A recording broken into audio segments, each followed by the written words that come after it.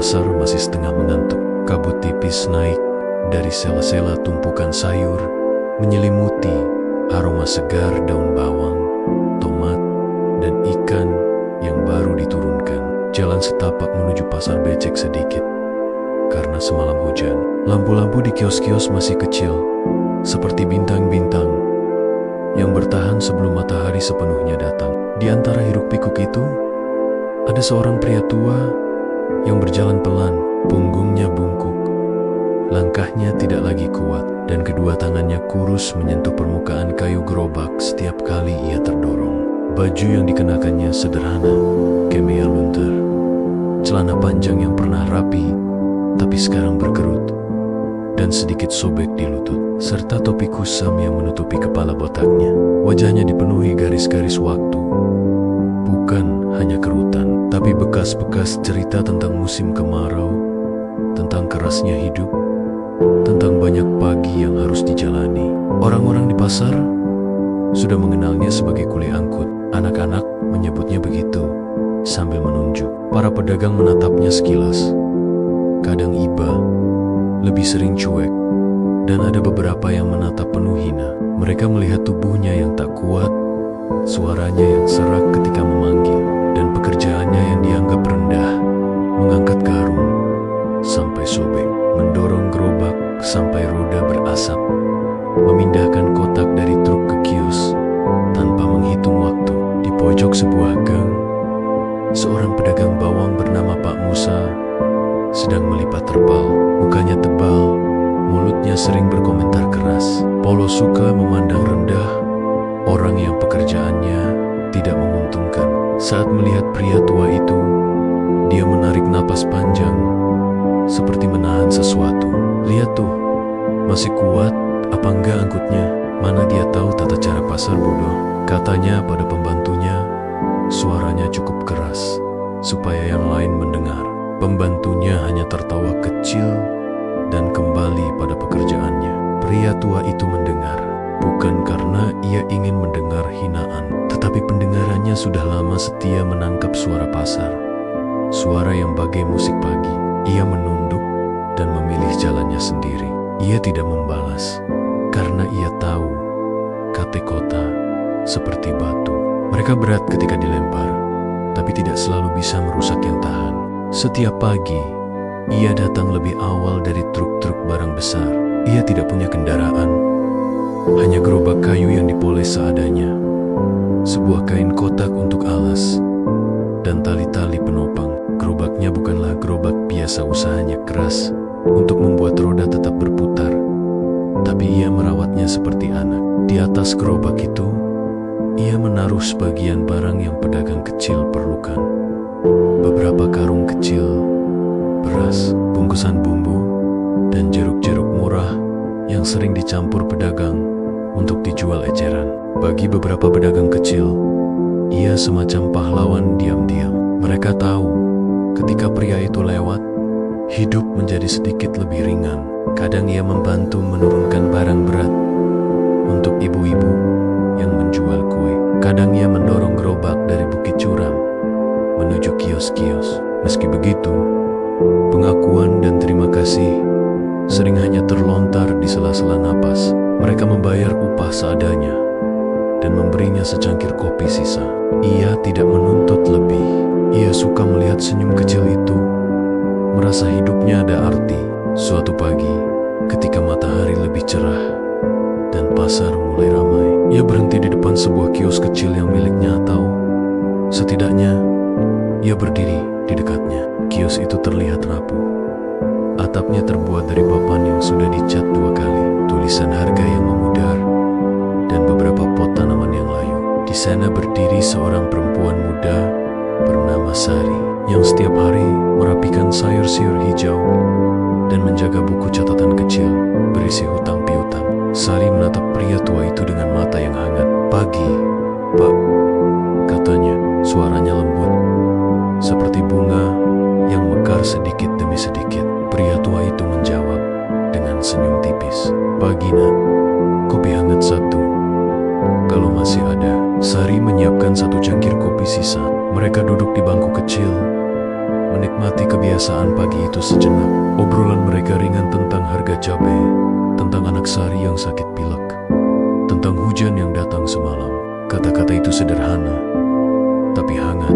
Di sela-sela pembicaraan, pria tua itu membantu Sari menata beberapa kotak sayur. Tangannya terlihat cekatan, meski wajahnya menua.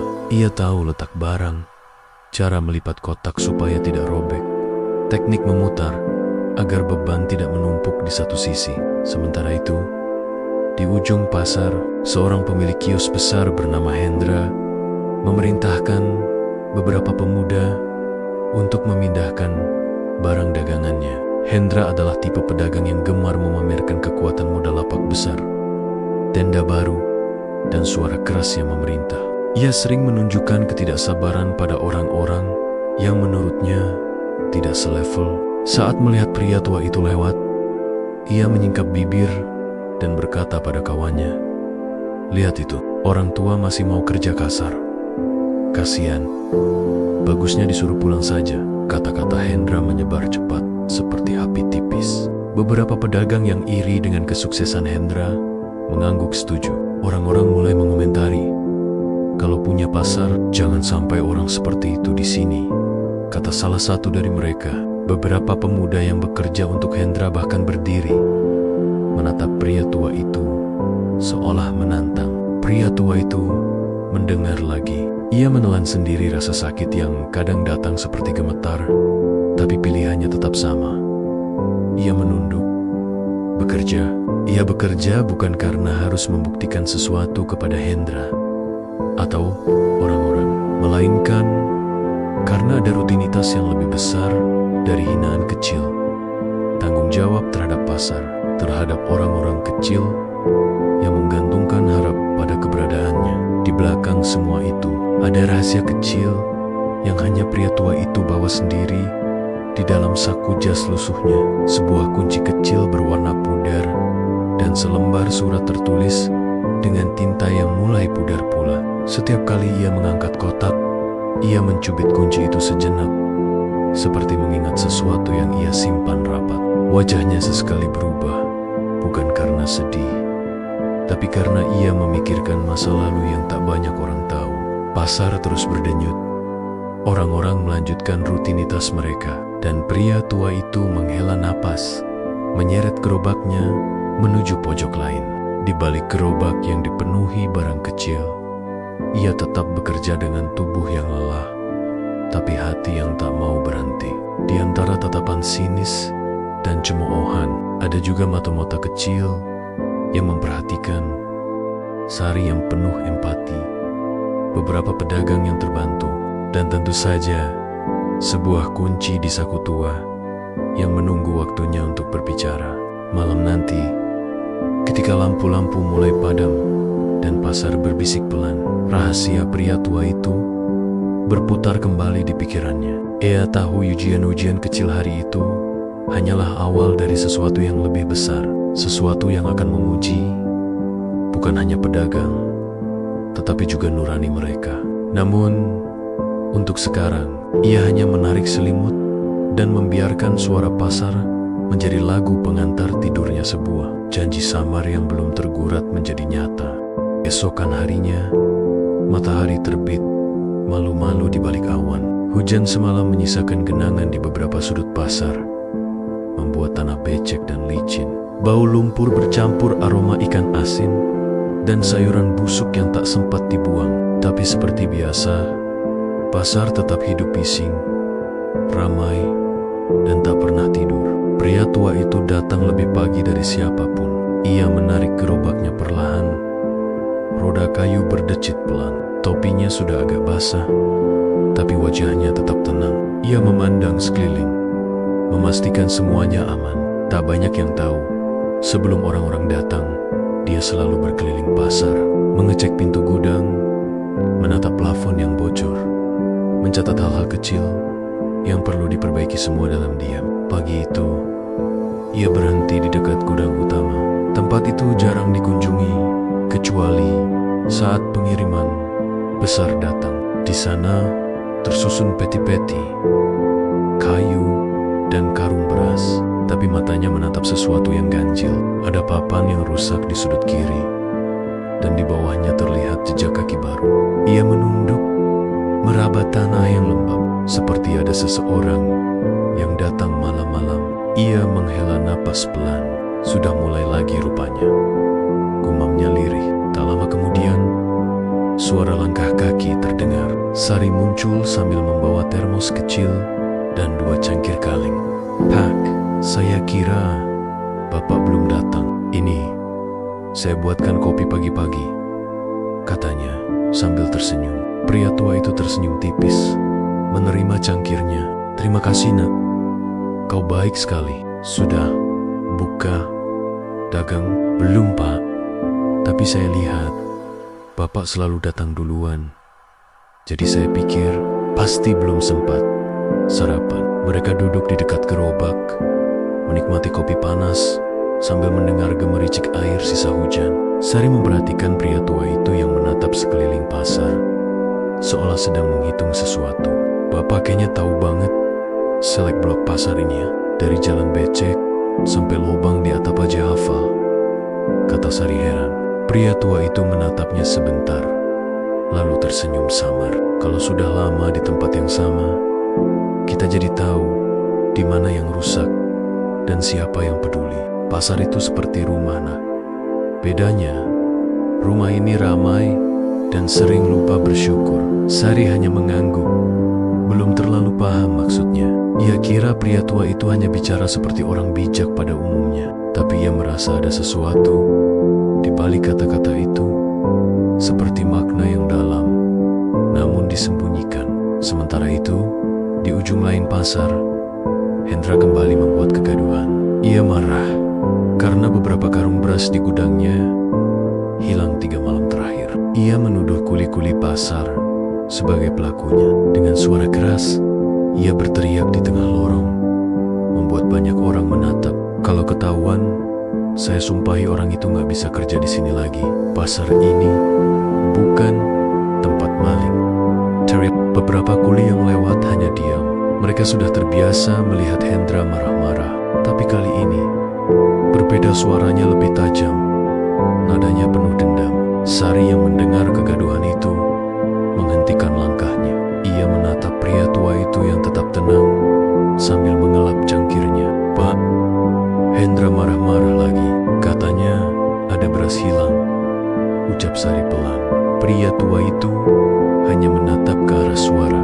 Matanya memandang dalam, seperti sedang menimbang sesuatu. "Biar saja, Nak. Orang yang marah karena kehilangan akan memperlihatkan siapa dirinya sebenarnya. Tapi kalau tuduhannya salah, gimana, Pak?" Ia menghela napas panjang. Kebenaran tidak perlu teriak, ia hanya perlu waktu. Tak lama kemudian, 2 orang penjaga pasar datang menghampiri pria tua itu. "Pak, katanya Hendra nyari Bapak. Katanya mau nanya soal karung yang hilang." Pria tua itu menatap mereka sebentar, lalu mengangguk. "Baik, saya temui dia." Di depan gudang besar, Hendra berdiri dengan tangan di pinggang. Wajahnya merah karena emosi. "Ini orangnya," teriaknya sambil menunjuk pria tua itu. "Kau kan yang semalam jaga dekat sini? Jangan-jangan kau yang ngambil?" Semua mata tertuju pada pria tua itu. Beberapa pedagang mulai berbisik, beberapa kuli menunduk, tak berani bicara. Pria tua itu menatap Hendra tanpa marah. "Saya tidak mencuri, Pak. Saya hanya bantu bersihkan area belakang gudang. Ada papan rusak yang saya perbaiki." "Omong kosong. Siapa yang suruh kau yuti-ketik gudang saya?" "Bentok." Pria tua itu diam. Ia tidak membalas. Sari yang kebetulan lewat langsung menghampiri. "Pak Hendra, jangan sembarang tuduh. Bapak ini nggak mungkin mencuri. Saya lihat tadi pagi, beliau cuma keliling pasar kayak biasa." Tapi Hendra malah semakin keras. "Kau bela dia karena apa?" "Karena kasihan. Orang kayak gini pura-pura miskin supaya dikasihani. Saya udah sering lihat di mana-mana. Banyak yang modus." Suasana menjadi tegang. Orang-orang berkumpul menonton tanpa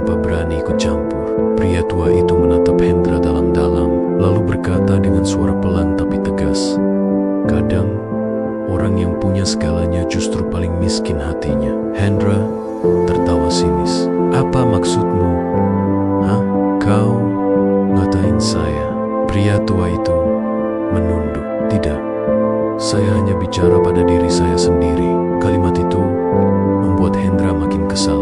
Ia menepis bahu pria tua itu dengan kasar, hingga tubuh renta itu hampir jatuh. Sari menjerit kecil, berusaha menahan, tapi pria tua itu tetap tidak melawan. Ia hanya memungut topinya yang jatuh, menepuk debu, lalu berlalu pergi. Sore harinya, setelah pasar mulai sepi, pria tua itu kembali ke gudang sendirian. Ia memeriksa papan rusak yang tadi pagi ia lihat. Sot menandak. Ia menemukan sebuah potongan kain biru dengan huruf hari yang tercetak di sudutnya. Ia mengenali itu seragam gudang milik anak buah Hendra. Ia tersenyum kecil, bukan karena dendam, tapi karena kebenaran memang punya caranya sendiri untuk muncul. Ia menyimpan potongan kain itu di saku bajunya, tepat di sebelah kunci kecil yang selalu ia bawa. Mungkin sudah waktunya, gumamnya pelan. Lalu ia menatap langit, pasar yang mulai gelap. Besok, mereka akan tahu siapa yang sesungguhnya menjaga tempat ini. Malam itu, pasar sunyi. Tapi di gudang belakang, di antara bayangan lampu dan tikus-tikus kecil, terdengar suara gerobak bergerak pelan. Pria tua itu menutup pintu gudang, memutar kunci yang sama yang selama ini disembunyikannya. Kunci itu kunci utama pasar, dan disitulah rahasia besar mulai terbuka perlahan. Pagi itu, pasar lebih ramai dari biasanya. Suara teriakan pedagang bercampur dengan bunyi motor pengangkut barang. Anak-anak berlarian dan aroma khas pasar, campuran antara keringat, tanah basah, dan sayur mayur. Namun, di antara keramaian itu, ada suasana tegang yang menggantung seolah semua orang sedang menunggu sesuatu yang akan terjadi. Pria tua itu, seperti biasa, datang paling pagi. Tapi kali ini, langkahnya lebih tenang dari biasanya. Di tangannya, ia menggenggam selembar surat lusuh yang sudah berumur lama. Di saku bajunya, potongan kain biru bertuliskan huruf hari masih tersimpan rapi, bersama kunci tua yang sejak awal tidak pernah lepas dari dirinya. Ia duduk sebentar di bangku tua di pojok gudang, mengeluarkan napas panjang, lalu menatap pasar yang mulai sibuk. Ia tahu pagi itu akan berbeda. Rahasia yang ia simpan bertahan-tahan sebentar lagi akan terungkap, entah disukai atau tidak. Sementara itu, Hendra terlihat sibuk di kiosnya yang besar. Ia berteriak memerintah kuli-kuli muda mengangkat karung beras, tapi wajahnya terlihat sedikit gelisah. Semalam ia bermimpi buruk melihat pasar terbakar dan seorang pria tua berdiri di tengah api sambil membawa kunci.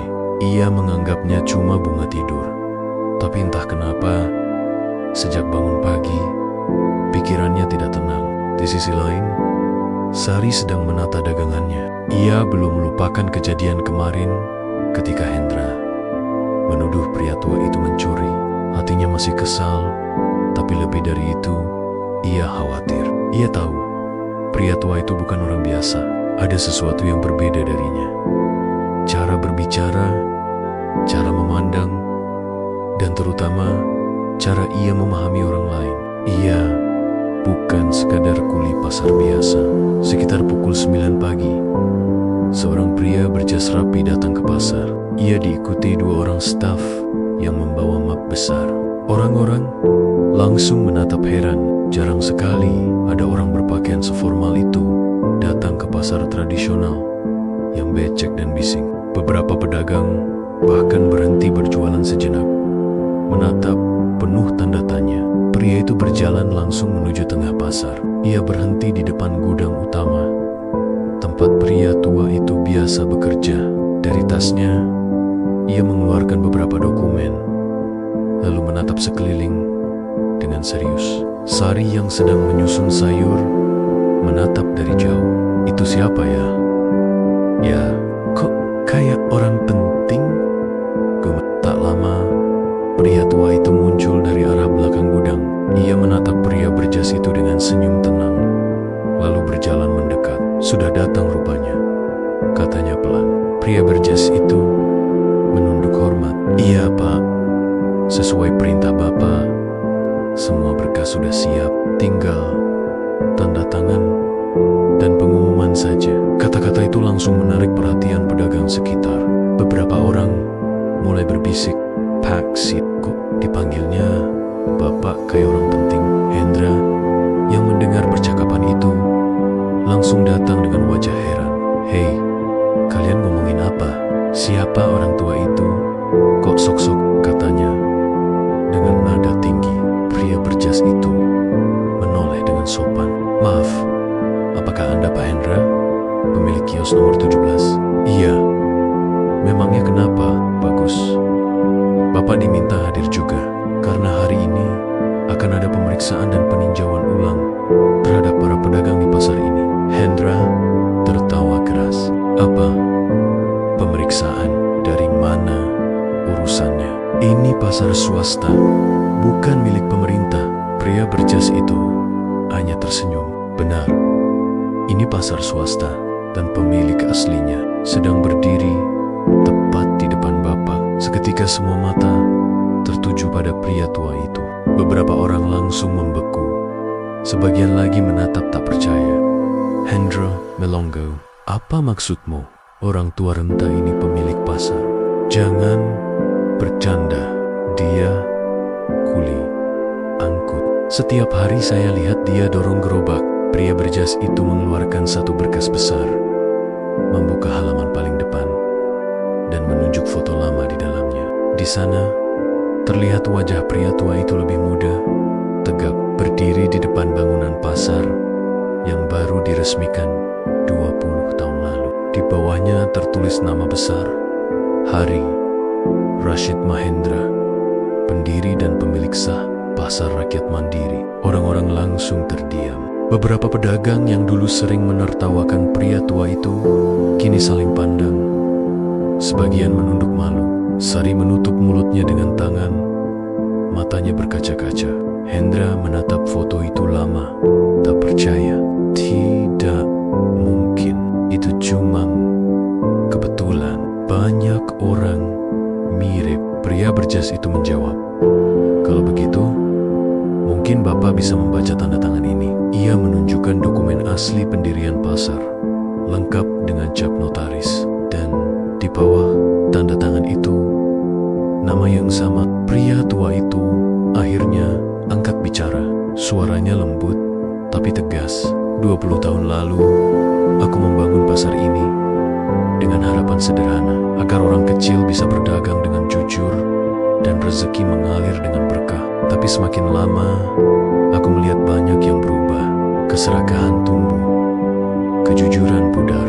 Maka, aku kembali ke sini, bukan sebagai pemilik, tapi sebagai kuli. Aku ingin melihat siapa di antara kalian yang masih punya hati. Suasana pasar hening, hanya terdengar suara angin lewat di antara atap seng. Beberapa pedagang menunduk malu, terutama mereka yang dulu sering menghina atau menolak membantu.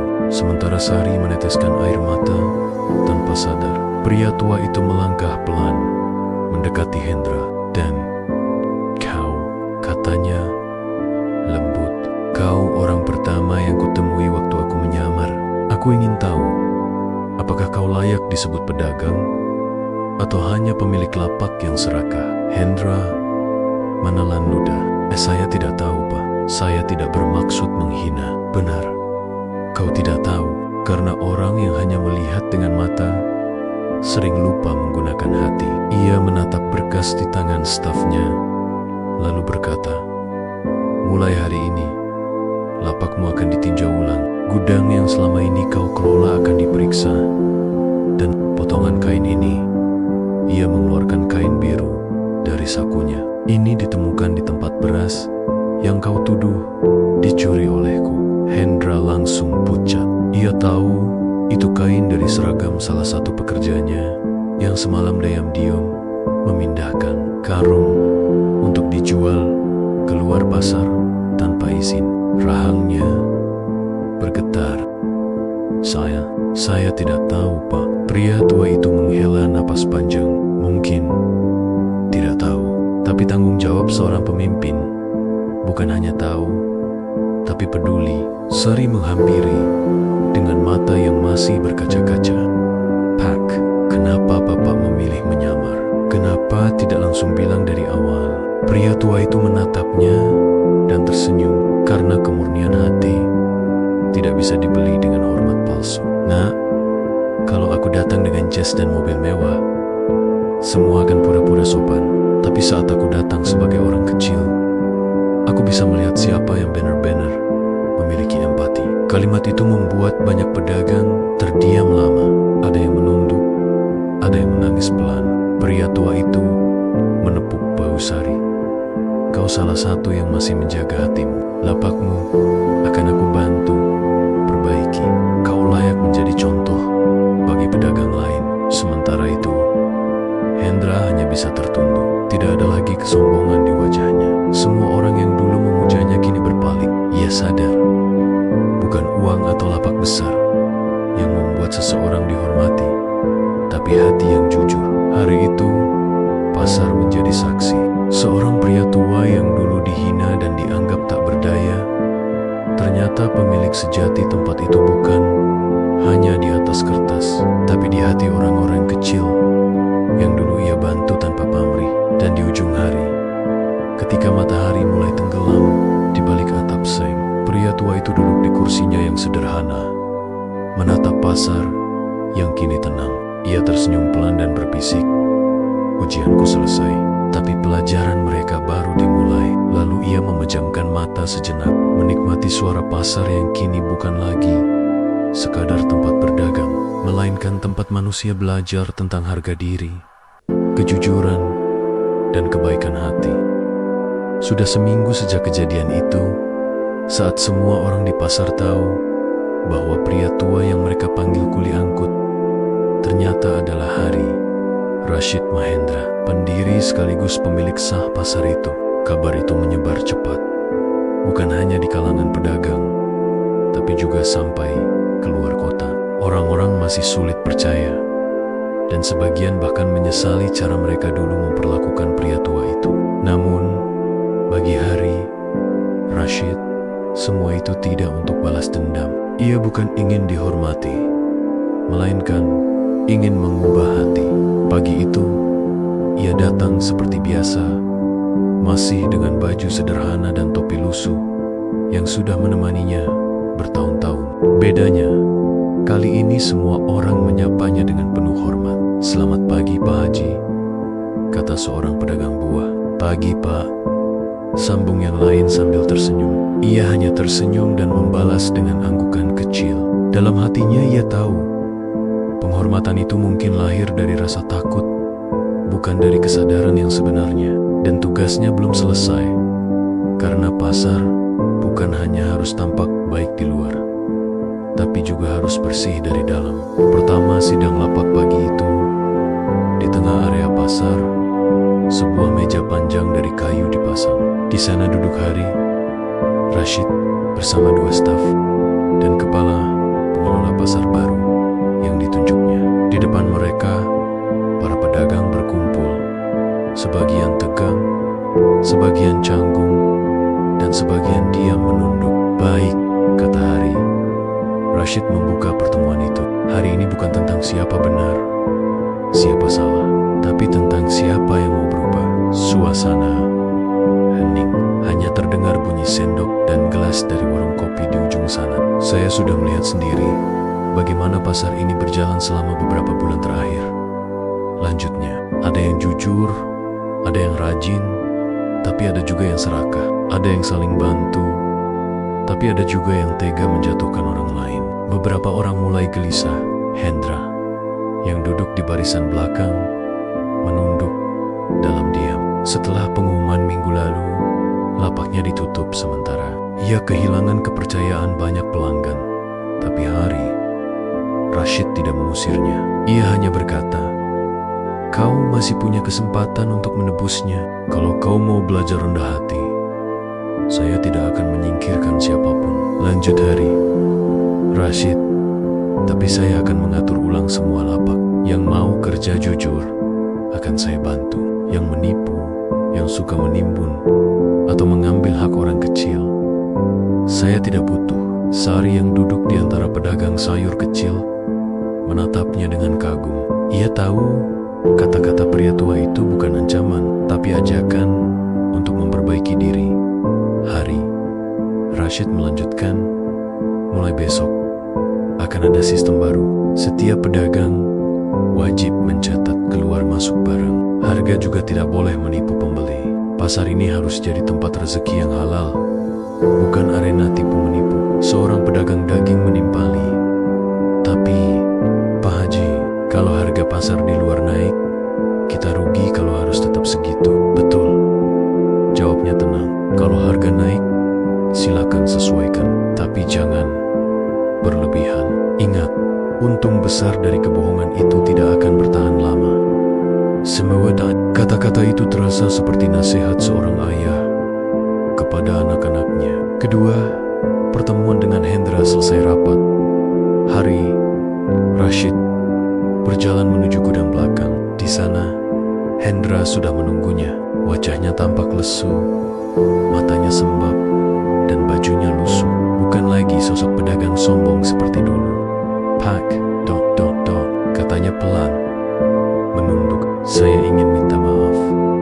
Saya terlalu sombong. Hari, Rashid menatapnya lama, lalu berkata, aku sudah memaafkanmu bahkan sebelum kau meminta. Hendra terisak. Saya malu, Pak. Saya memperlakukan Bapak seperti orang hina, padahal Bapak yang membangun tempat ini. Pria tua itu menepuk bahunya lembut. Kau menghina bukan karena hatimu jahat, tapi karena kau tidak tahu siapa dirimu sebenarnya. Kadang manusia butuh jatuh dulu supaya sadar di mana tanah tempat dia berpijak. Hendra menatap pria tua itu dengan mata yang berkaca. Boleh saya mulai lagi, Pak? Tentu boleh, jawab Hari. Rashid, tapi kali ini bukan sebagai bos. Mulailah dari bawah. Bantu orang-orang yang dulu kau abaikan dan buktikan bahwa kau bisa jujur, bukan karena takut, tapi karena sadar. Hendra mengangguk, meneteskan air mata. Ia benar-benar menyesal. Hari itu juga, ia menawarkan diri membantu para pedagang kecil, mengangkat karung, membersihkan gudang, dan memperbaiki timbangan. Orang-orang kaget, tapi diam-diam banyak yang mulai menghormatinya. Ketiga, Sari dan harapan baru sore hari. Setelah semua pekerjaan selesai, Hari, Rashid duduk di depan kios Sari. Ia memperhatikan anak kecil Sari yang bermain dengan gembira. Anakmu sehat sekarang? Tanyanya. Sari tersenyum. Sudah, alhamdulillah. Terima kasih ya, Pak. Waktu itu Bapak bantu beli obat. Hari, Rashid tersenyum lembut. Tidak usah berterima kasih. Kau yang pantas mendapat bantuan itu. Kau jujur, tidak serakah, dan tidak takut miskin, asal halal. Sari menunduk malu. Saya cuma berusaha, Pak. Hidup di pasar ini kadang keras, tapi saya percaya kalau kita jujur, rezeki gak akan kemana. Benar, Nak? Jawab Hari. Rashid sambil menatap matahari senja. Rezeki memang tak bisa dikejar dengan curang. Ia datang pada hati yang tenang. Lalu ia terdiam sebentar sebelum melanjutkan. Kau tahu, dulu aku punya anak perempuan seumuranmu, tapi karena sibuk kerja dan mengurus pasar ini, aku jarang ada di rumah. Sampai akhirnya ia pergi jauh, merasa aku tidak peduli. Sekarang aku menua dan sering menyesal. Mungkin melihatmu dan anakmu membuatku merasa seperti menebus waktu yang hilang. Sari menatapnya terharu. Mungkin Allah mempertemukan kita untuk itu, Pak. Hari, Rashid tersenyum, tapi matanya basah. Ia menatap langit jingga yang perlahan gelap. Dalam hati ia tahu, hidup memang seperti pasar. Ramai, bising, penuh tawar-menawar.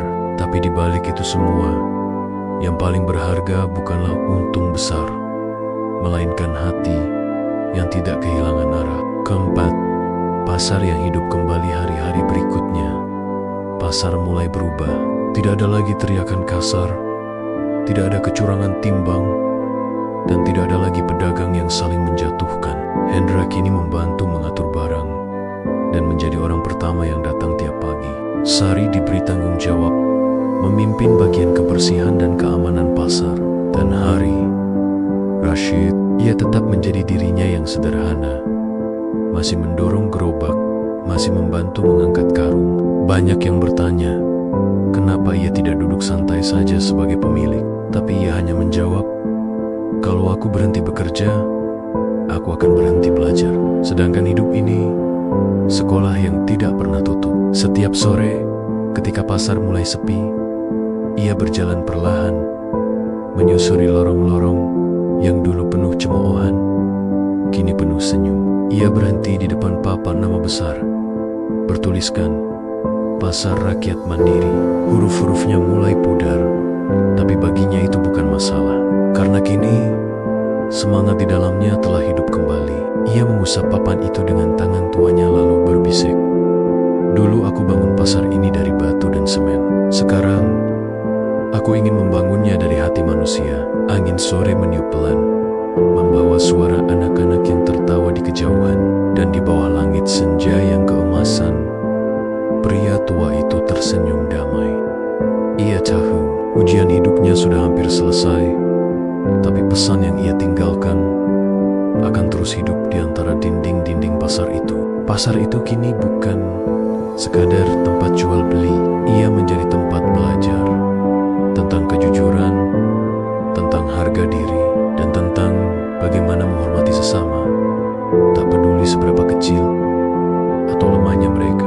Dan di tengah hiruk-pikuk kehidupan, nama Pak Kuli Angkut tetap disebut orang, bukan sebagai ejekan, tapi sebagai simbol kerendahan hati yang tak tergantikan.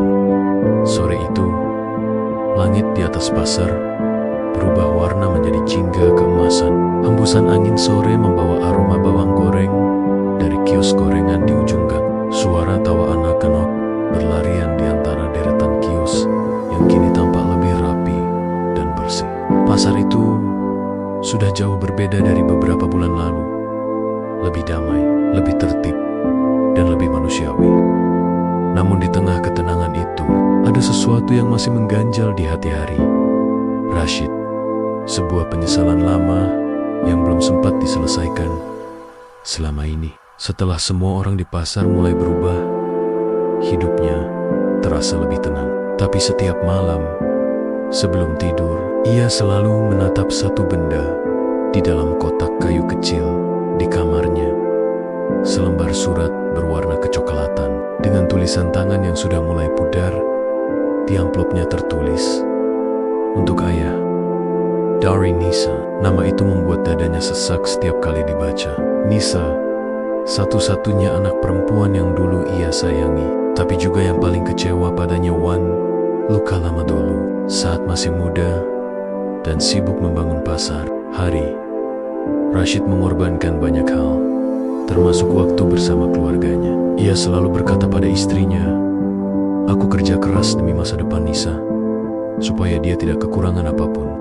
Tapi anaknya justru tumbuh dengan rasa sepi ketika ibunya meninggal dunia karena sakit. Nisa merasa ayahnya tidak pernah benar-benar hadir. Ia meninggalkan rumah, merantau keluar kota tanpa berpamitan. Sejak saat itu, tak ada lagi kabar, tak ada surat, tak ada telepon.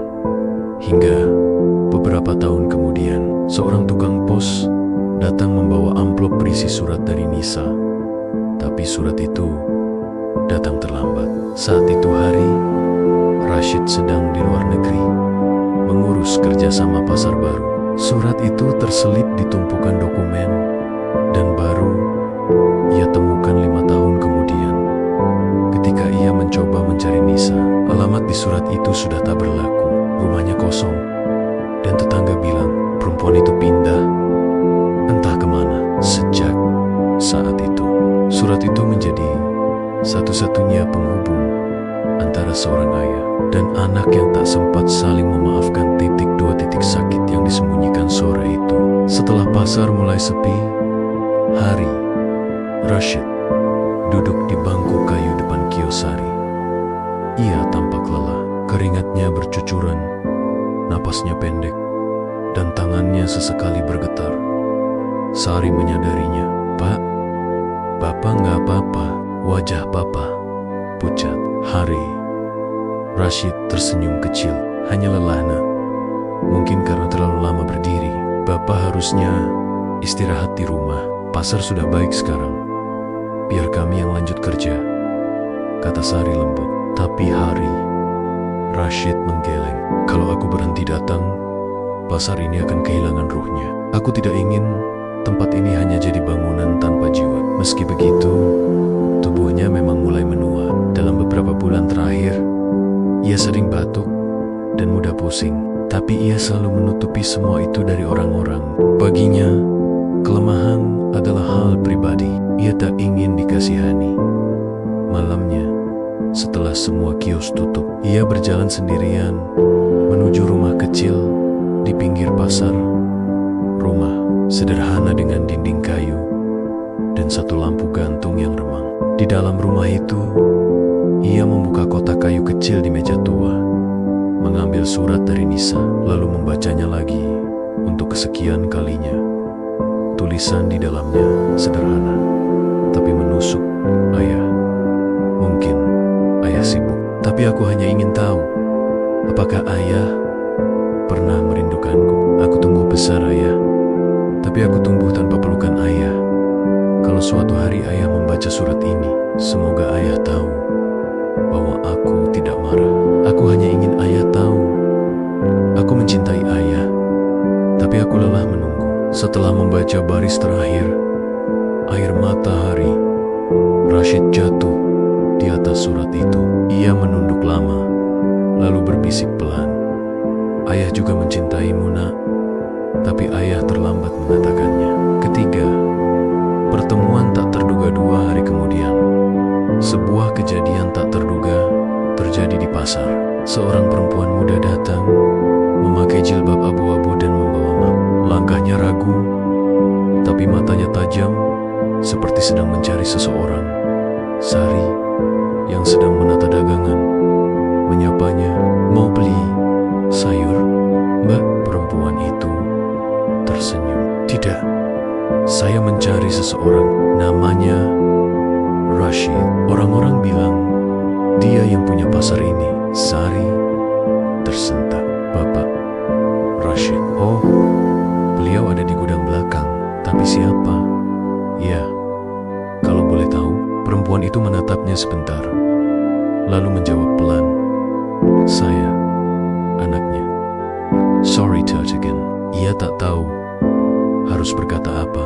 Tanpa banyak bicara, ia langsung mengantar perempuan itu ke gudang. Di sana, Hari, Rashid sedang memeriksa timbangan dan berbincang dengan beberapa pedagang. Saat mendengar langkah kaki, ia menoleh, dan begitu melihat wajah perempuan itu, tubuhnya kaku seketika. Mata itu, wajah itu, tidak mungkin salah. Ia menjatuhkan buku catatannya dan terdiam lama. "Nisa," suaranya bergetar. Perempuan itu tersenyum lembut, tapi matanya basah. "Ayah." Sekejap, waktu seolah berhenti. Orang-orang yang ada di sana mundur pelan, memberi ruang bagi keduanya.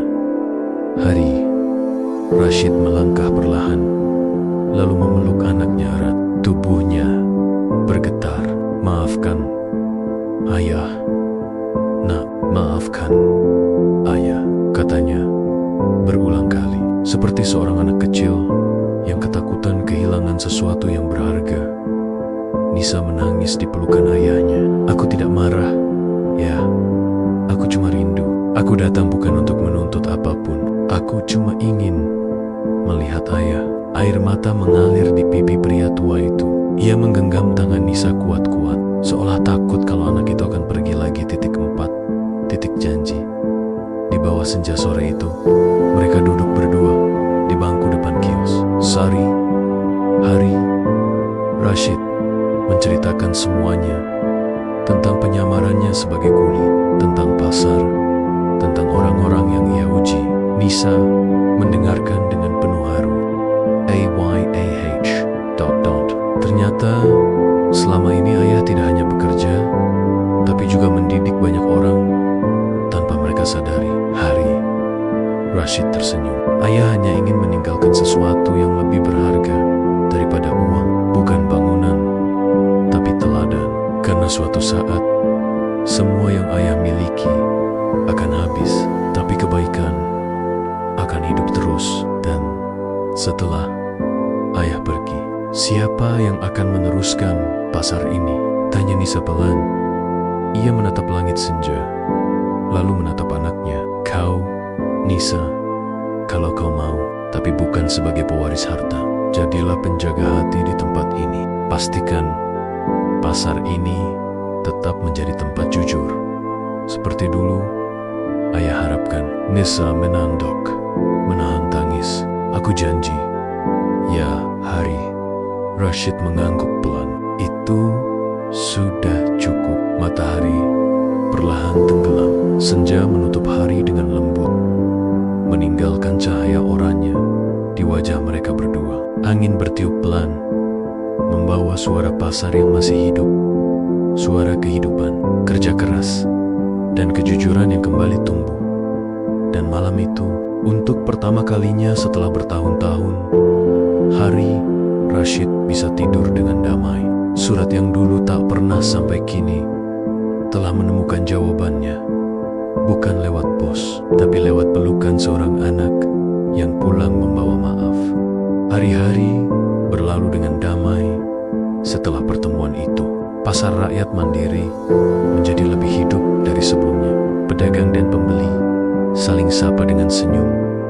Gotong royong kembali terasa, dan kejujuran menjadi kebiasaan yang dijaga bersama. Semua orang tahu perubahan besar itu tak lepas dari sosok Hari. Rashid, pria tua yang dulu mereka anggap hanya kuli angkut, tapi ternyata pemilik sekaligus penjaga moral di pasar tersebut. Namun, di balik semua ketenangan itu, tubuh Hari, Rashid semakin melemah. Batuknya semakin sering, langkahnya semakin pelan, dan napasnya kadang turing-hingga ketika berbicara terlalu lama. Tapi, seperti biasa, ia menutupi semuanya dengan senyum. Pagi itu, ketika matahari baru naik, Sari datang ke rumah Hari, Rashid untuk mengantarkan nasi uduk dan teh hangat. Ia mengetuk pintu pelan. Assalamualaikum, Pak Rashid. Tak lama kemudian, pintu terbuka. Hari, Rashid muncul dengan wajah pucat, tapi tetap tersenyum. Waalaikumsalam, Sari. Pagi-pagi sudah repot ke sini? Enggak repot, Pak. Ini cuma nasi uduk buatan saya, biar Bapak enggak masak sendiri. Terima kasih, Nak. Kau selalu perhatian. Sari melihat sekeliling rumah itu. Sederhana, bersih, tapi tampak sepi. Di meja masih ada surat lusuh yang dulu sering dibaca Hari. Rashid, ia tahu itu surat dari anaknya, karena beberapa hari lalu ia melihat Nisa datang dan menangis sambil memeluk ayahnya. Pak, saya lihat Bapak sering batuk akhir-akhir ini. Mungkin sebaiknya ke dokter ya? Tanya Sari hati-hati.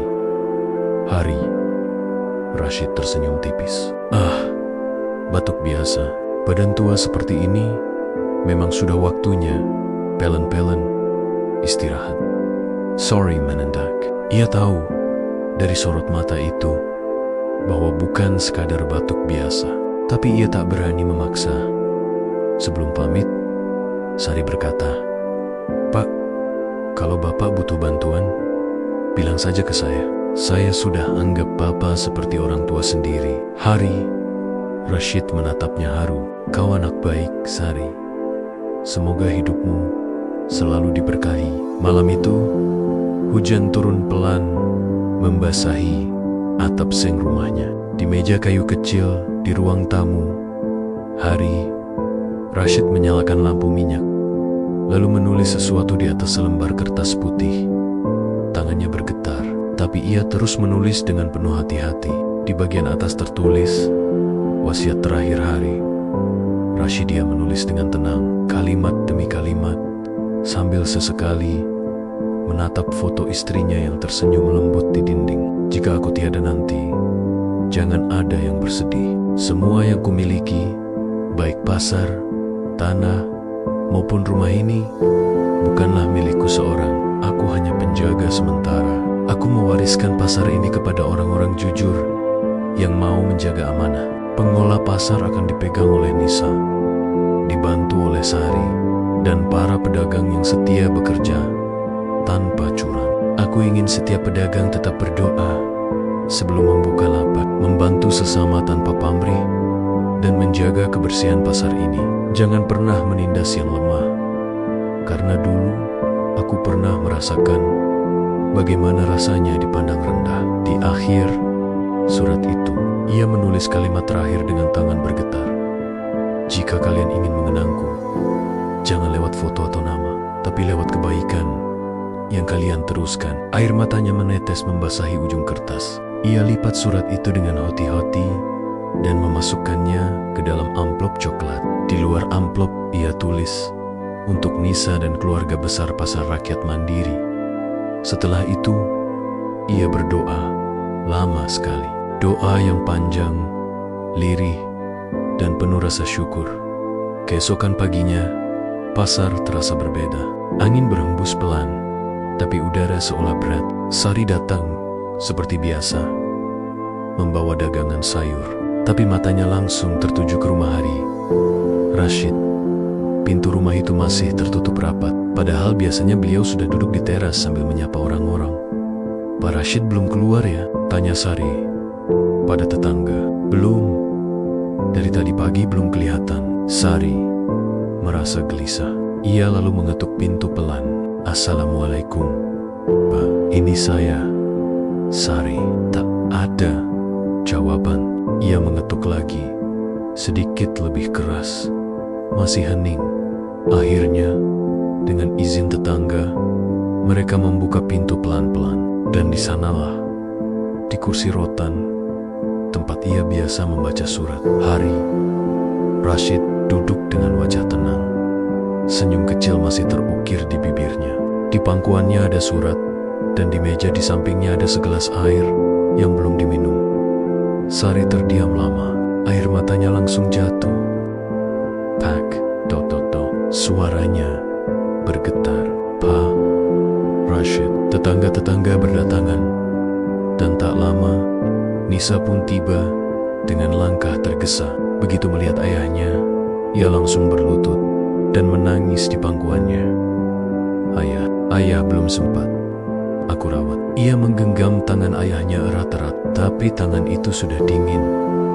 Beberapa hari kemudian, pasar dipenuhi oleh ribuan orang, pedagang, pembeli, bahkan warga dari kampung sekitar datang untuk ikut mengantar kepergian Hari. Rashid ke peristirahatan terakhirnya. Bukan tangisan keras yang terdengar, tapi doa dan rasa hormat. Semua orang tahu, pasar itu tidak akan pernah sama lagi tanpa beliau. Setelah pemakaman, Nisa berdiri di depan para pedagang. Tangannya menggenggam surat wasiat ayahnya yang ditemukan di meja. Dengan suara bergetar, ia membacakan isi surat itu di hadapan semua orang. Dan ketika sampai pada kalimat terakhir, hampir semua pedagang menunduk dengan mata berkaca-kaca. Beberapa bahkan menangis terbuka, termasuk Sari. Beliau tidak meninggalkan harta untuk dirinya, kata Nisa setelah membaca surat itu. Tapi beliau meninggalkan kejujuran dan kasih sayang untuk kita semua. Itu warisan yang lebih mahal dari apapun. Sejak hari itu, Nisa mengambil alih pengelolaan pasar dengan cara yang sama seperti ayahnya. Sederhana tapi tegas, lembut tapi penuh keteguhan. Sari menjadi tangan kanannya, dan para pedagang menjaga janji mereka untuk terus bekerja dengan jujur. Beberapa bulan berlalu di tengah pasar, dekat bangku tua, tempat Hari. Rashid dulu sering duduk. Para pedagang memasang sebuah papan kayu sederhana bertuliskan, "Bangku Kejujuran untuk hari." Rashid, guru kehidupan kami. Tak ada patung, tak ada monumen megah, hanya bangku kayu tua. Tapi setiap orang yang lewat selalu berhenti sejenak, menunduk dan berdoa singkat. Anak-anak kecil yang bermain di sekitar pasar sering bertanya, "Bu, siapa Pak Rashid itu?" Dan para pedagang selalu menjawab, "Beliau orang yang mengajarkan kami bahwa kerja keras tanpa kejujuran itu hampa." Pasar rakyat mandiri terus hidup, lebih ramai, lebih tertata, tapi tetap hangat. Dan di setiap senyum pedagang, di setiap langkah pembeli, seolah ada semangat hari. Rashid yang masih berjalan di antara mereka, diam tapi nyata. Musim telah berganti. Hujan pertama turun lagi di atas atap seng pasar, membawa aroma tanah basah yang menenangkan hati. Tapi kini suasananya berbeda, lebih teduh, lebih tertata, dan penuh kebersamaan.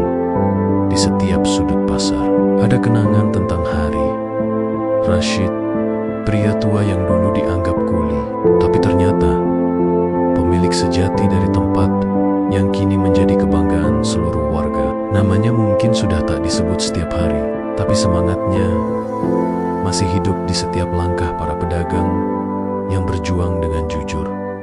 Setahun sudah berlalu sejak kepergian hari Rashid. Pasar rakyat mandiri kini jauh lebih maju. Lapaknya bersih, parkirannya tertata, bahkan ada papan digital sederhana untuk daftar harga agar tidak ada pedagang yang menaikkan harga sesuka hati. Namun, perubahan yang paling nyata bukan pada bangunannya, melainkan pada sikap manusia di dalamnya. Nisa, putri Hari Rashid, kini memimpin pasar dengan cara yang sama seperti ayahnya dulu. Sederhana, tenang, dan penuh kasih. Ia tidak duduk di kantor besar, melainkan berkeliling setiap pagi, menyapa para pedagang, membantu menimbang dagangan, dan mendengarkan keluhan satu persatu. Sari, yang dulu hanya seorang penjual sayur, kini menjadi koordinator pedagang sayuran dan bahan pokok. Ia dikenal bijak dan jujur. Setiap kali ada yang berselisih soal tempat atau harga, Sari yang menjadi penengahnya. Suatu pagi, ketika Nisa sedang menata data keuangan pasar, seorang anak kecil menghampirinya. Bocah itu membawa sekantong plastik berisi uang logam. "Ibu Nisa," katanya polos, "ini uang yang jatuh di dekat lapak saya. Saya nggak tahu punya siapa, tapi ayah saya bilang kalau kita nemu uang harus dikembalikan ke pengelola pasar."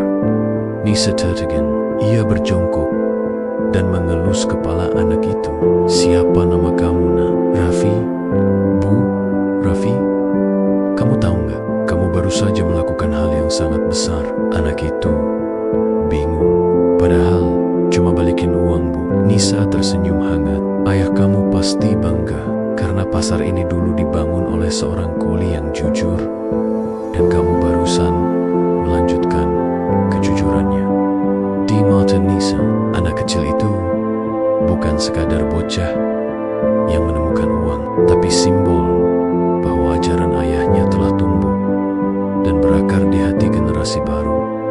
Beberapa minggu kemudian, Nisa menemukan sebuah hal yang belum pernah ia ketahui sebelumnya. Saat ia memeriksa arsip lama di ruang belakang pasar, ia menemukan sebuah map tebal berisi dokumen dan catatan tangan ayahnya. Di antara kertas-kertas itu, ada selembar buku catatan kecil berwarna hitam.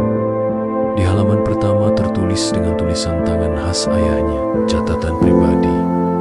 "Untuk siapapun yang ingin tahu kenapa aku memilih menjadi kuli." Nisa membuka halaman demi halaman. Di dalamnya tertulis kisah yang belum pernah ia dengar.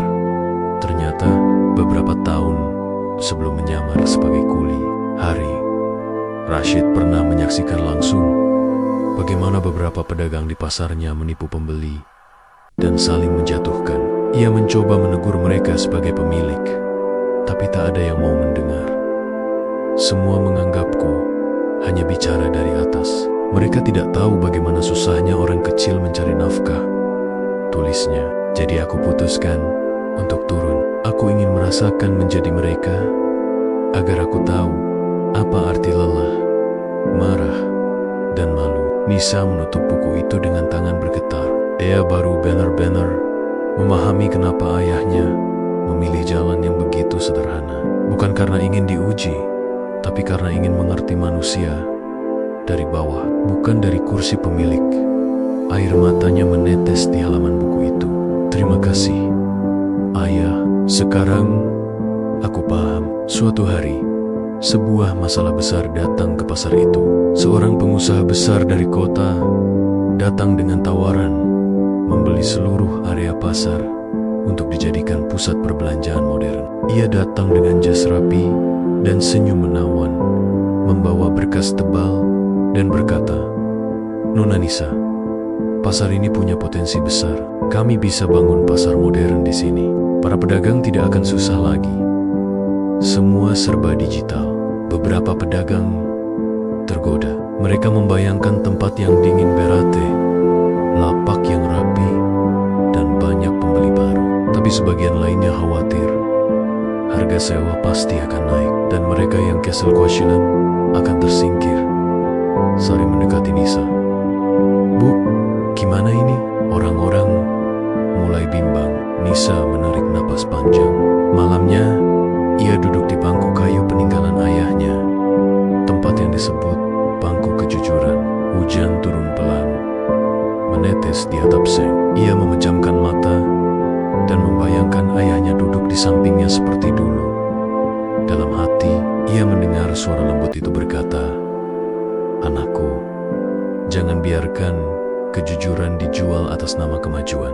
Karena pasar bukan sekadar tempat berdagang, tapi tempat belajar menjadi manusia." Esok harinya, Nisa berdiri di tengah pasar dan berbicara di depan semua pedagang. "Saya tahu tawaran itu menggiurkan, tapi ingat, pasar ini bukan sekadar bangunan. Ini rumah kita. Ini tempat kita tumbuh, belajar jujur, dan saling bantu. Kalau kita jual, kita bukan hanya kehilangan tempat, tapi kehilangan nilai yang ditinggalkan oleh Bapak Rashid." Suasana hening. Beberapa orang menunduk. Sari menatap Nisa dengan mata berkaca-kaca, lalu bertepuk tangan. Perlahan, pedagang lain ikut bertepuk tangan. Keputusan pun bulat. Mereka menolak tawaran itu. Dan anehnya, setelah keputusan itu diumumkan, jumlah pembeli justru meningkat. Orang-orang kota mulai datang karena mendengar cerita tentang pasar yang jujur. Di era itu, tepat 1 tahun sejak hari Rashid wafat, Nisa dan seluruh pedagang mengadakan acara kecil. Bukan pesta, tapi pengajian dan santunan anak yatim. Lapak ditutup lebih awal. Di tengah pasar, mereka membentangkan tikar panjang.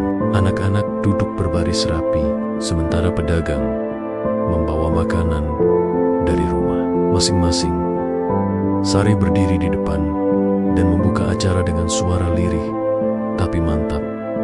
Hari ini, kita tidak hanya mengenang kepergian Bapak Rashid, kita mengenang bagaimana beliau mengajarkan arti bekerja dengan hati. Lalu Nisa maju membawa mikrofon. "Bapak saya selalu bilang, jangan bangun pasar yang besar, tapi bangun hati yang luas. Sekarang, saya tahu maksudnya. Karena pasar ini bukan milik saya, bukan milik siapapun, tapi milik kita semua." Hening sejenak, lalu suara amin menggema pelan. Beberapa pedagang meneteskan air mata. Anak-anak tersenyum, tak sepenuhnya paham, tapi ikut larut dalam kehangatan suasana itu. Sore menjelang, langit oranye memantul di genangan air hujan di jalan pasar. Sari menatap bangku tua yang kini tetap berdiri di tempatnya. Di atas bangku itu, seseorang meletakkan bunga melati segar dan secari kertas bertuliskan, "Terima kasih sudah mengajarkan kami cara hidup dengan benar." Angin sore berhembus lembut. Daun-daun pisang bergoyang, seolah ikut berdoa. Di kejauhan, suara azan maghrib berkumandang. Para pedagang berhenti bekerja, menutup lapak, dan bergegas ke musola kecil di ujung pasar. Tradisi yang dulu dimulai oleh Hari Rashid sendiri. Dan di antara gema azan itu, terasa seolah roh kebaikan Hari Rashid masih berjalan di antara mereka. Tak, tapi terasa seperti cahaya hangat yang menyelimuti setiap senyum dan salam di pasar itu. Epilog beberapa tahun kemudian, banyak pasar di daerah lain meniru sistem pasar rakyat mandiri. Mereka menamai gerakan itu Pasar Amanah, gerakan untuk membangun tempat dagang dengan kejujuran dan kebersamaan. Dan di setiap pasar yang terinspirasi, selalu ada satu bangku kayu dengan tulisan sederhana, untuk Hari Rashid, kuli yang mengajarkan makna menjadi manusia. Pasar rakyat mandiri kini bukan hanya tempat berdagang, tapi juga tempat belajar. Belajar untuk jujur, untuk saling tolong, dan untuk memahami bahwa kerja keras tanpa niat baik hanyalah kesia-siaan. Hari Rashid memang telah tiada, namun setiap kali matahari terbit dan pintu-pintu kios dibuka, suaranya seolah masih terdengar lembut di antara hiruk-pikuk pagi. Jangan hanya cari untung, tapi cari berkah. Dan dari sanalah kisah tentang pria tua yang dulu dianggap hina, tapi akhirnya mengubah seluruh hidup banyak orang menjadi abadi. Tak hanya di pasar itu, tapi di hati setiap manusia yang pernah mendengar namanya.